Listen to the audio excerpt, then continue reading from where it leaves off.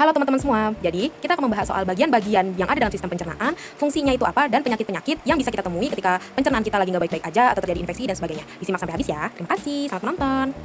Oke, kita masuk ke pembahasan pertama, yaitu adalah bagian-bagian yang ada pada mulut manusia. Jadi, mulut manusia itu terbagi menjadi beberapa bagian. Di antaranya ada langit-langit mulut atau dikenal sebagai palatum, terus ada tonsil yang lebih dikenal sebagai amandel, vestibulus oris, uvula, lidah, gusi. Nah, untuk penjelasannya lebih jelas tuh bisa lihat di gambar ini ya. Oke, kita masuk ke penjelasan intinya.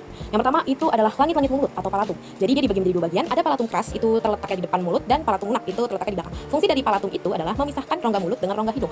Nah, palatum lunak berfungsi untuk menutup saluran hidung saat kita menelan agar makanan tidak masuk ke hidung. Beberapa penyakit yang bisa terjadi ketika fungsi palatum tidak berjalan itu yang pertama ada gangguan menelan. Nah, ini bisa terjadi di berbagai usia ya, dewasa dan juga anak-anak. Terus ada candidiasis, itu adalah infeksi jamur yang terjadi di area mulut itu ditandai dengan bercak-bercak putih. Terus ada selanjutnya ada amandel atau bagian dari sistem limfatik. Jadi amandel itu akan bengkak atau menyumbat daerah lain ketika dia terinfeksi zat asing yang nggak dikenal oleh tubuh.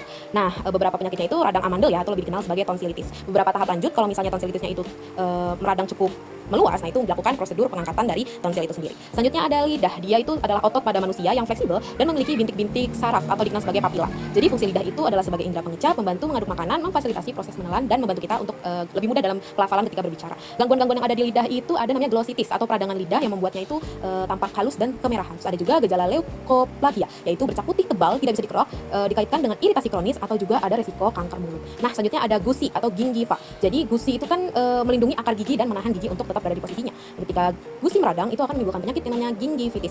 Itu bisa gampang berdarah ya, jadi gusinya itu iritasi teman-teman. Terus ada juga penyakit yang namanya periodontitis, yaitu adalah infeksi gusi tahap serius yang dapat merusak jaringan lunak, tulang penyokong yang ada di gigi dan bisa menyebabkan gigi itu copot tanpa alasan yang jelas. Yang terakhir adalah fungsi dari vestibulum oris, yaitu adalah ruang antara bagian dalam bibir atau pipi nih dengan gigi dan gusi. Fungsinya apa sih? Vestibulum oris itu fungsinya memberikan ruang gerak bagi bibir dan pipi saat kita makan dan berbicara. Dia juga berperan sebagai tempat menampung air liur dari kelenjar tertentu. Nah, gangguan dari vestibulum oris ini bisa berubah stomatitis aptosa atau lebih kerennya disebut sariawan ya, di mana luka terbuka kecil yang nyeri. Itu bisa disebabkan berbagai macam faktor juga, teman-teman.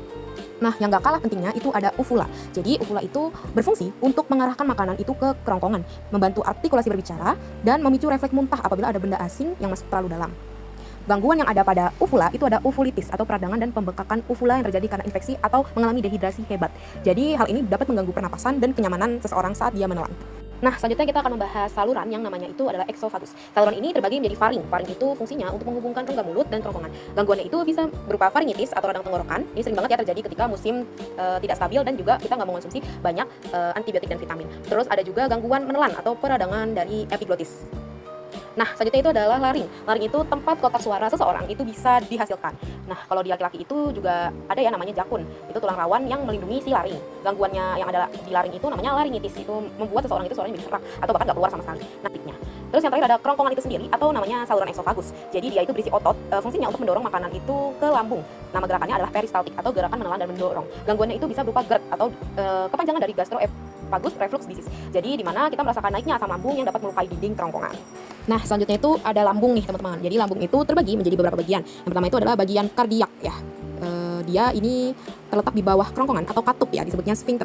Tujuannya adalah mencegah agar makanan itu nggak balik lagi ke atas. Gangguannya itu bisa tadi GERD tadi ya. Terus kemudian ada fundus. Fundus itu bagian atas lambung. Fungsinya menyimpan gas yang dilepaskan selama proses pencernaan terjadi. Prosesnya secara kimiawi ya.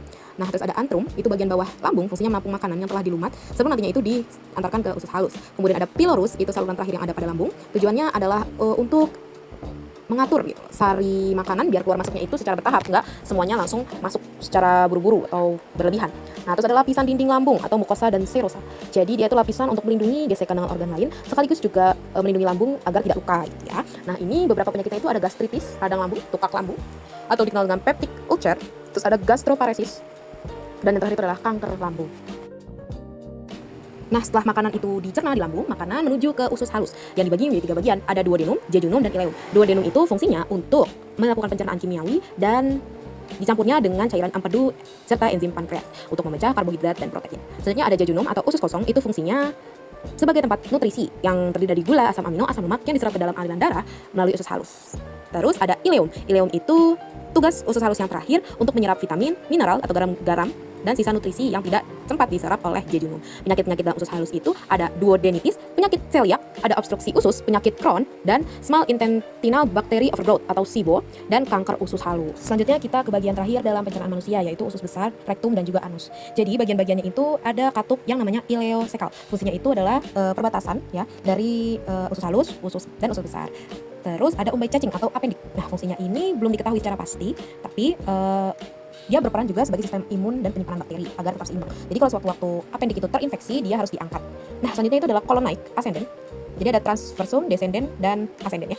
Nah, colon naik ascendant itu bergerak untuk menyerap air dari sisa makanan. Terus ada kolon datar atau transversum itu yang berfungsi sebagai penyerap makanan lanjutan dari kolon ascendant tadi. Nah, terakhir ada kolon descendant, itu bergerak dari bawah ke kiri perut, fungsinya menyimpan feses yang nantinya akan dibuang. Rektum itu adalah bagian usus besar yang fungsinya adalah tempat menyimpan feses sementara. Nah, yang terakhir itu adalah anus, fungsinya untuk mengeluarkan feses dari dalam tubuh. Terus ada sphincter ani, ada eksternal dan internal, fungsinya itu adalah mengontrol pembukaan dan penutupan anus. Nah, beberapa penyakit yang ada di usus besar, rektum, dan sphincter itu antara lain adalah radang usus buntu atau appendicitis. Nah, itu tadi ya, kalau misalnya dalam komplikasi berat ya harus diangkat. Terus ada konstipasi atau sembelit, itu biasanya kekurangan serat, jadi feses yang dihasilkan itu terlalu keras dan sulit untuk dikeluarkan. Terus ada diare, dia kebalikannya dari konstipasi, di mana feses kita itu mengandung banyak air yang terjadi karena infeksi bakteri atau virus. Jadi kotoran yang keluar itu bersifat cair. Terus ada kanker kolorektal, jadi dia kanker yang ganas, itu letaknya ada di rektum. Nah, penyakit ini bermula dari pori-pori kecil yang tumbuh di dinding usus lalu menyebar secara ganas. Terus ada wasir, ambeien atau hemoroid, itu ada pembekakan pembuluh darah di area rektum. Itu disebabkan karena terlalu sering mengejan atau terjadinya sembelit secara kronis yang terjadi lebih dari sekali. Terus yang terakhir ada inkontinensia fekal atau ketidakmampuan mengontrol buang air besar. Jadi sphincter aninya itu bermasalah, dia akan selalu mengeluarkan kotoran meskipun tidak dalam kondisi mules.